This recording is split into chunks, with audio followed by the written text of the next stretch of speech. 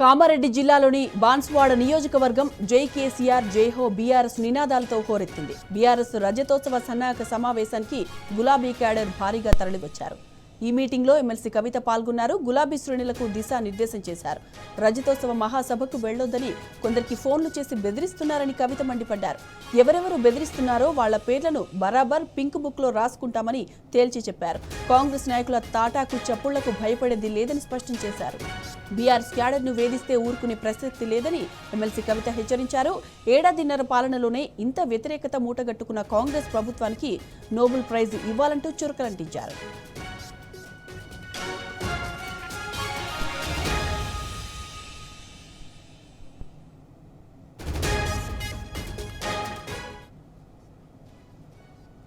Right, బాన్స్వాడలో రజతోత్సవ సన్నాహక సమావేశం గురించి మరిన్ని వివరాలు మా ప్రతినిధి రవీందర్ అందిస్తారు. రవీందర్, చెప్పండి, బాన్స్వాడలో రజతోత్సవ సన్నాహక సమావేశంపై మీ దగ్గర ఉన్న అప్డేట్స్ ఏంటి?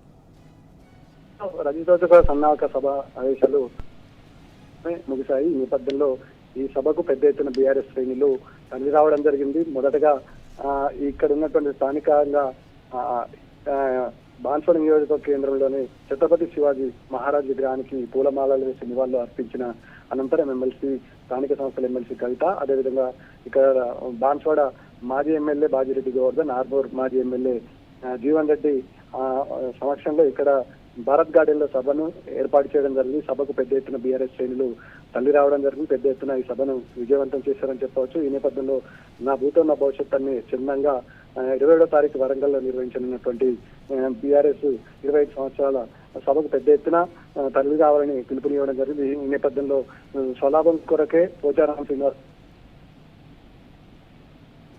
కేసీఆర్ అన్ని విధాలుగా అభివృద్ధి చేశారు. అనేక అంశాలతో ముడిపడి ఉన్నటువంటి బాన్స్వాడ నియోజకవర్గానికి పెద్ద ఎత్తున ప్రత్యేక జీవోలు ఇచ్చి బాన్స్వాడ నియోజకవర్గం అన్ని విధాలుగా ఎలాంటి అభివృద్ధి పనులు గతంలో నోచుకునేటువంటి బాన్స్వాడ నియోజకవర్గం 10 సంవత్సరాల బీఆర్ఎస్ పాలనలో గణనీయమైన ప్రగతిని సాధించింది.